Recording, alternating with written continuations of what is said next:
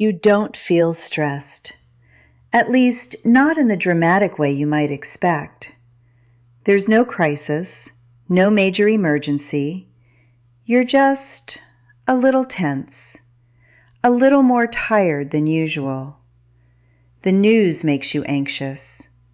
A health concern sits quietly in the back of your mind. Family responsibilities weigh on you in ways that are hard to put into words. This is what I call silent stress. And it's one of the most damaging things happening to your memory right now, precisely because it doesn't feel like stress. It feels like life. Today I'm going to explain exactly what chronic low-level stress does to the brain after 60.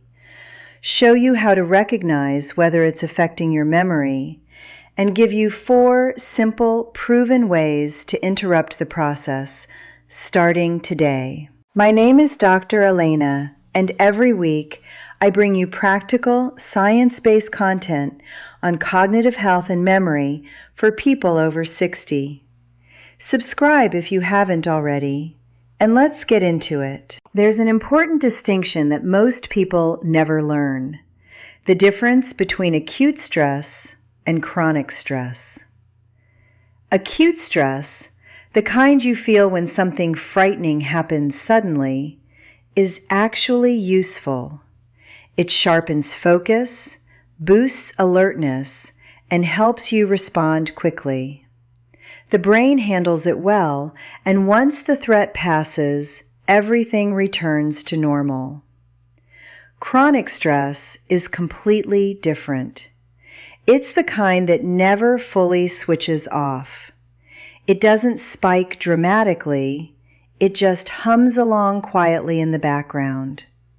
And over time, this low-level, persistent state is far more damaging to the brain than any single stressful event. After 60, many people carry this kind of stress without fully recognizing it. Concerns about health, finances, loss of loved ones, loneliness, changes in identity after retirement. These are real and significant pressures that accumulate quietly. And the brain bears the cost. Part 1. The science. What cortisol does to your memory center. When you're under stress, even the quiet, chronic kind, your body releases a hormone called cortisol. In small doses and for short periods, cortisol is perfectly harmless and even helpful. But when cortisol levels stay elevated day after day, week after week, it begins to damage a specific region of the brain called the hippocampus. The hippocampus is your brain's primary memory center, the structure responsible for forming new memories and retrieving existing ones. It is also, unfortunately, one of the most cortisol-sensitive regions in the entire brain. Research has shown that people with chronically elevated cortisol levels have measurably smaller hippocampal volumes over time. In other words, prolonged stress literally shrinks the part of your brain you depend on most for memory. But that's not the only effect. Chronic stress also impairs the prefrontal cortex, the brain region responsible for focus, decision-making, and working memory. When this area is chronically suppressed by stress hormones, you find it harder to concentrate, harder to learn new things, and harder to hold multiple pieces of information in mind at once. The result is a pattern that millions of people over 60 experience but rarely connect to stress. Increased forgetfulness, mental fatigue, difficulty concentrating, and a general sense that the mind just isn't as sharp as it used to be. These are not just signs of aging. In many cases, they are signs of a brain under sustained pressure. Part 2. How to recognize whether silent stress is affecting your brain. Because this type of stress doesn't feel dramatic, many people don't connect their cognitive symptoms to it. Here are 5 signs that silent stress may be playing a role in your memory difficulties. First, your memory lapses feel worse during tense periods, before a medical appointment, during a family conflict, or when worrying about something. Stress-related memory problems are situational, not constant. Second, you feel mentally exhausted even when you haven't done anything particularly demanding. The brain under chronic stress burns through energy at a higher rate, leaving less available for memory and concentration. Third, you're sleeping poorly or waking up feeling unrefreshed, and you can't clearly identify why. Cortisol and sleep are deeply linked. Elevated stress hormones at night disrupt the deep sleep phases your brain needs to consolidate memories. Fourth, you're more irritable or emotionally reactive than you used to be. The same cortisol that impairs memory also lowers the threshold for emotional reactions, making small frustrations feel disproportionately large. Fifth, you feel a persistent, low-level sense of worry that never fully goes away, even when nothing specific is wrong. This is the signature of chronic stress, and it is a clear signal that your nervous system is stuck in a low-grade state of alert. Part 3. 4 science-backed ways to lower cortisol and protect your memory. Now the part that matters most, what you can actually do about it. These 4 strategies have solid scientific support for reducing chronic cortisol levels, and several of them will already feel familiar from previous videos because the pillars of brain health are deeply interconnected. Strategy 1. Controlled breathing. This is the fastest way to interrupt the stress response, and it works within minutes. When you exhale slowly and deliberately for longer than you inhale, you activate the parasympathetic nervous system, the body's built-in calming mechanism. A simple practice. Inhale for 4 counts, hold for 4, exhale for 6 to 8 counts. Repeat 5 times.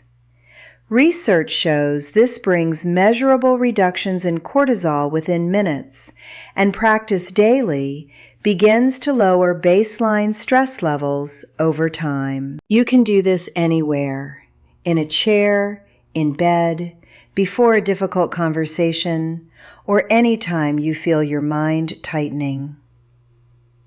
Strategy 2. Regular physical movement. Exercise is one of the most powerful cortisol regulators that exists. A 20 to 30-minute walk, done consistently, not intensely, has been shown to lower cortisol levels, increase the production of mood-stabilizing neurotransmitters, and directly stimulate the growth of new hippocampal cells. The same cells that chronic stress shrinks, regular movement helps rebuild. You don't need a gym. A daily walk outside, especially in nature or a quiet environment, is genuinely one of the most effective brain protection habits available. Strategy 3. Identifying and naming your stressors.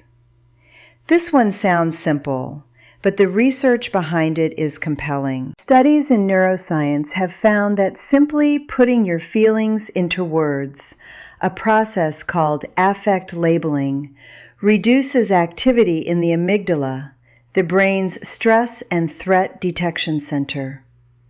When you write down or speak aloud what is worrying you, You shift processing from the emotional brain to the analytical brain, which lowers the intensity of the stress response.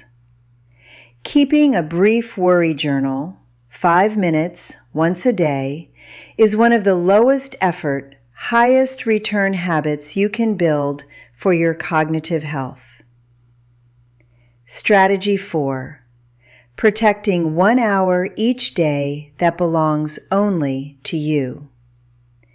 This is harder than it sounds, especially for people who spent decades defined by their roles as parents, workers, or caregivers.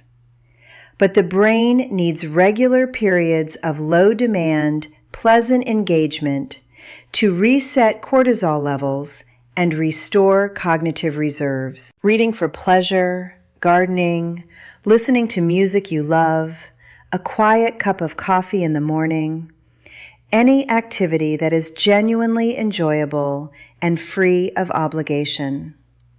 This is not a luxury.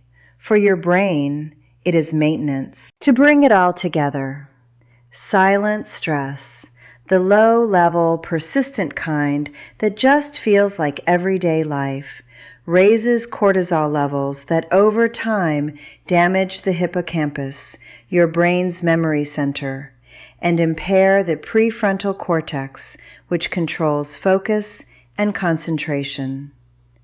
The 5 signs it may already be affecting you: memory lapses that worsen during tense moments, persistent mental fatigue, disrupted sleep, increased irritability, and a background sense of worry that doesn't go away.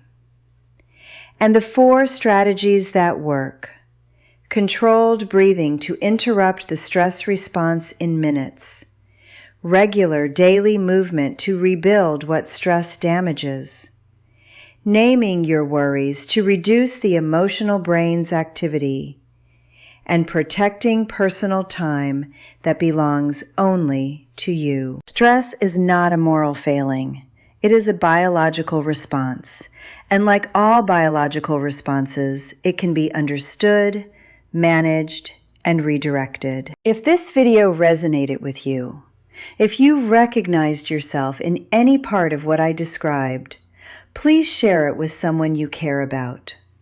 Silent stress affects far more people than realize it, and awareness is the first step. Subscribe to the channel for a new video every week on memory and brain health after 60. And leave me a comment. Which of the 4 strategies feels most realistic for you to start this week? I'd genuinely love to know. See you in the next video.